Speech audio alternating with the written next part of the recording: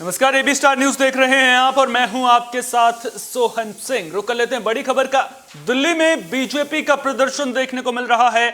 नई आबकारी नीति को लेकर के दिल्ली सरकार के खिलाफ दिल्ली बीजेपी प्रदर्शन कर रही है। 14 जगहों पर प्रदर्शन किया जा रहा है। नई आबकारी नीति के खिलाफ बीजेपी ने चक्का जाम कर दिया है और बीजेपी के चक्का जाम की वजह से लोग परेशान हैं, लोग बेहाल नजर आ रहे हैं। अक्षरधाम लिंक रोड समेत कई सड़कें जाम हो गई हैं। पिछले साल नवंबर से नई आबकारी नीति दिल्ली सरकार ने लागू की है, जिसके खिलाफ दिल्ली बीजेपी का प्रदर्शन देखने को मिल रहा है। और दिल्ली बीजेपी के इस प्रदर्शन की वजह से कई सड़कें जाम हैं, लोग बेहाल नजर आ रहे हैं और साफ तौर पर जो पोस्टर लगे हुए हैं उनमें साफ तौर पर नजर आ रहा है कि जो नई आबकारी नीति है उसके खिलाफ प्रदर्शन करते हुए दिल्ली बीजेपी के नेता नजर आ रहे हैं। और साफ तौर पर लगातार नई आबकारी नीति का विरोध, दिल्ली सरकार का विरोध इस मुद्दे को लेकर के बीजेपी करती आई है। अब ऐसे में सवाल उठता है कि क्या ये प्रदर्शन करने के लिए सही वक्त है? सवाल कई सारे हैं और उन्हीं सवालों पर बात करने के लिए हमारे साथ जुड़ रहे हैं रेणु भाटिया, प्रवक्ता, बीजेपी की प्रवक्ता हैं रेणु भाटिया जी। बहुत बहुत स्वागत है आपका एबी स्टार न्यूज पर। रेणु भाटिया जी, जिस तरह से बीजेपी का प्रदर्शन लगातार देखने को मिल रहा है, जो नई आबकारी नीति है उसके खिलाफ बीजेपी ने तो पहले से ही मोर्चा खोल रखा है, कांग्रेस पार्टी भी लगातार हमलावर नजर आ रही है। क्या कुछ प्रमुख मांगे आपकी हैं दिल्ली सरकार से नई आबकारी नीति को लेकर के? कौन कौन से वो पॉइंट्स हैं जिन पर बीजेपी को ऐतराज है? देखिए, सबसे मुख्य रूप से ऐतराज इस बात के लिए है कि जो आपकी कथनी और करनी में बड़ा फर्क होता है। एक परिवार में आप जाते हैं, आप कुछ और कहते हैं, और दूसरे परिवार में आप जाते हैं तो आप कुछ और भाषा का प्रयोग करते हैं। तो जनता को आप गुमराह करके क्या दिखाना चाहते हैं? जनता को आप किस एक्सटेंट तक इस तरह से गुमराह करके अपनी बातों में लाना चाहते हैं? लेकिन ये भारत की जनता है, इस देश की जनता बहुत समझदार है और वो उन्होंने एहसास किया कि ये वही केजरीवाल हमारे मुख्यमंत्री के तौर पे जब पंजाब में जाते हैं तो वहां कहते हैं मैं नशाखोरी बंद करूंगा, और वही केजरीवाल अपने दिल्ली में अपने चहेतों को 800 से अधिक ठेके देते हैं।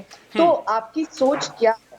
आप क्या दिखाना चाहते हैं? जनता को किस और ले जाना चाहते हैं, किस रुख की तरफ करना चाहते हैं? क्या आप उनको इस तरह के खड्डे में डालना चाहते हैं जिसमें वो उनका भविष्य, उनके जो है आने वाली जनरेशंस कभी सुधरे ना? या आप उनमें ले जाना चाहते हैं कि जो अच्छे भले पढ़ रहे हैं उनको आप नशाखोरी में ले जाएं? मतलब आपको खुद सोचना होगा कि आप कह क्या रहे हैं और कर क्या रहे हैं। सरकार के खिलाफ जो नाराजगी है वो यही है कि जो नीति बनी है उसके मुताबिक आप किसी भी ऐसे स्थान पर ठेका नहीं खुलवा सकते जहां एक सर्टेन लिमिट होती है। बच्चों का स्कूल है, हॉस्पिटल है और कई दायरे हैं इस कानून के अंतर्गत, परंतु आपने बिना सोचे समझे, बिना जजमेंट किए, बिना देखे, बिना मुआयना किए आपने बिंदास ठेके खोल दिए 800 से अधिक। ठीक है, ठीक है। अपने दर्शकों की जानकारी के लिए मैं बता दूं कि जो नियम है वो ये कहता है कि किसी भी धार्मिक स्थान या फिर स्कूल के जो है 50 मीटर के दायरे में जो है वो शराब की दुकान नहीं खोली जा सकती है, माफ कीजिएगा। और इसके अलावा जो मुख्य तौर पर विरोध हो रहा है वो इसी बात का हो रहा है कि आखिर जो 800 के करीब दुकानें शराब की खोली जा रही हैं, तो ऐसे में दिल्ली को शराब नगरी बनाने की कोशिश क्यों बीजेपी जो केजरीवाल सरकार है उसके द्वारा लगातार की जा रही है? एक तरफ पंजाब में नशाखोरी से मुक्त करवाने की बात कही जा रही है, वहीं दूसरी तरफ दिल्ली में ये दूसरा रवैया क्यों अख्तियार किया जा रहा है? रेणु जी, सीधा सवाल आपसे पूछूंगा। विरोध तो आप लगातार करते आए हैं इस मुद्दे को लेकर के, लेकिन सरकार ने नई आबकारी नीति वापस नहीं ली है और अब आगे भी अगर आपके प्रदर्शन के बावजूद सरकार नहीं चेतती है, नहीं जागती है, आगे क्या करेंगे आप? देखिए, जनता के आगे सरकार को झुकना पड़ता है और खास तौर से गलत नीति के लिए। अगर कोई गलत नीति है तो उसके लिए तो सरकार को अपने ये इस तरह के कानून को वापस लेना पड़ेगा जिसमें हमारे बच्चों का भविष्य है। हम अपने बच्चों के भविष्य को अंधकार में नहीं कर सकते। बहुत मुश्किल से तो पंजाब लाइन पे लाने का प्रयास किया जा रहा है, वहां पर भी कितनी फाइट भारतीय जनता पार्टी ने कांग्रेस के खिलाफ की और अब यहाँ पर वही कांग्रेस इनके खिलाफ भी बोल रही है, तो कांग्रेस ने भी अंततः कांग्रेस ने भी रियलाइज किया कि नशाखोरी, इस तरह से बच्चों का भविष्य अंधकार में होना गलत बात है। ठीक है, एक और अहम सवाल मैं आपसे लेना चाहूंगा और इस सवाल का जवाब जो है वो पूरा देश चाह रहा है। प्रदर्शन आप कर रहे हैं, चलिए, आपको पूरा अधिकार है विरोध करने का। अगर आप किसी बात से सहमत नहीं है, आपको लगता है कि सरकार गलत कदम उठा रही है, लेकिन क्या यह प्रदर्शन करने का सही वक्त है? प्रदर्शन करने का वक्त है? जी, मैं यही पूछ रहा हूं, जिस तरह के, जी यही पूछ रहा हूं मैं कि क्या यह वक्त सही है? प्रदर्शन ऐसे गलत कार्यों को रोकने के लिए मुझे लगता है 24 घंटे 365 दिन में कोई भी वक्त ऐसा नहीं होना चाहिए कि ऐसी बात की खिलाफत ना की जाए। ऐसे गलत काम को रोकने के लिए तो हमें 24 घंटे मुस्तैद रहना चाहिए। मैम आपको रोकना चाहूंगा, एक सवाल मैं आपसे लेना चाहूंगा। दरअसल देश में जो कोरोना की स्थिति है उससे तो आप भली भांति वाकिफ होंगी। 33,000 से ज्यादा मामले सामने आए हैं, दिल्ली में 4,100 केस सामने आए हैं। ऐसे में तो अगर प्रदर्शन आप करते हैं तो उसके बाद तो इसके फैलने का डर बढ़ेगा। कोरोना गाइडलाइंस का भी तो पालन होना चाहिए ना? होना चाहिए, लेकिन दो बातें हैं। एक और आप कोरोना की बात करते हैं जिससे कि हमारी बीमारियां फैल रही हैं और लोग जो है परेशान हो रहे हैं या उनके साथ दुर्भाग्य भी हो रहा है कई जगह।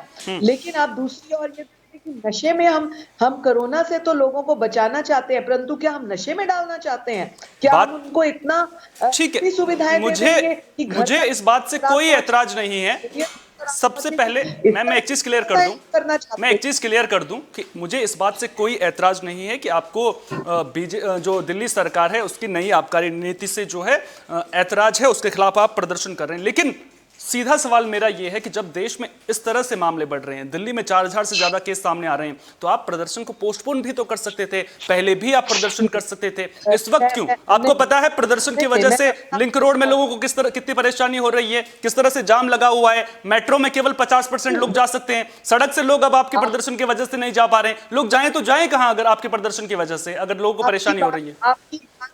की बात 100% सत्य है कि हम एक लिमिटेशंस की गई है कोरोना को ध्यान में रखते हुए, परंतु दूसरी ओर आप ये देखते, एक तरफ हम कोरोना के बचाव की बातें करते हैं, दूसरी तरफ आप शराब के ठेके खोल के हमारी नई जनरेशन को घर तक शराब पहुंचाना चाहते हैं। आप चाहते क्या है? मतलब आप कोरोना से तो आप बचाव करा नहीं पाए लोगों का। दिल्ली में कितनी मृत्यु हुई, कितना जो है परेशानी रही सिलेंडर से। अगर केंद्र सरकार अपनी मदद ना करती या केंद्र सरकार एक्टिव ना होती तो दिल्ली सरकार ने तो आधी दिल्ली मार ही दिया था। इसी प्रकार आप चाहते हैं कि एक और कोरोना की हम बात करें पॉजिटिव वे में, दूसरी ओर आप हमारे बच्चों को नशेड़ी और शराबी बना दें। पंजाब से हम जूझ रहे हैं, कश्मीर की कई बातों से हम जूझ रहे हैं, अब क्या हम दिल्ली में भी उसी तरह से जूझे? ये बिल्कुल गवारा नहीं था इस सरकार को। तो और आपको नहीं लगता कि जिस तरह से प्रदर्शन किया जा रहा है, जिस तरह से तस्वीरें सामने आ रही हैं, मैम सवाल सुन लीजिए। ठीक है, आप सवाल सुन लीजिए। क्या आपको नहीं लगता कि जिस तरह से बीजेपी कार्यकर्ता प्रदर्शन कर रहे हैं, जिस तरह से भीड़ नजर आ रही है, जो तस्वीरें मैं देख रहा हूं, क्या आपको नहीं लगता कि आपकी भी जिम्मेदारी बनती थी, अगर प्रदर्शन हो रहा है तो उस दौरान भी कोरोना गाइडलाइंस का कम से कम पालन किया जाए? आपके कार्यकर्ता है मैम, आप तस्वीरें देखेंगे ना, आप तस्वीर पहले सवाल सुन लीजिए मैम, पहले सवाल सुन लीजिए। जो आपके कार्यकर्ता है ना मैम, जो तस्वीरें मैं देख रहा हूं, कईयों ने तो मास्क ही नहीं लगा रखा है मैम, और कई जिन्होंने मास्क लगा रखा है वो बेतरतीब ढंग से लगा रखा है। कोरोना गाइडलाइंस क्या जनता के लिए ही है? क्या बीजेपी कार्यकर्ता अगर प्रदर्शन कर रहे हैं वहां पर कोरोना गाइडलाइंस का पालन नहीं होना चाहिए? देखिए, कोरोना गाइडलाइंस हो या शराब के ठेके हो, ये जनता के बेनिफिट के लिए है। कोरोना गाइडलाइंस के मुताबिक ही ये कहा गया है कि आप आज भी इस प्रॉब्लम से हम इस प्रॉब्लम को दोबारा से फेस करने जा रहे हैं। क्यों बीजेपी कार्यकर्ता कोरोना गाइडलाइंस का पालन नहीं कर रहे हैं?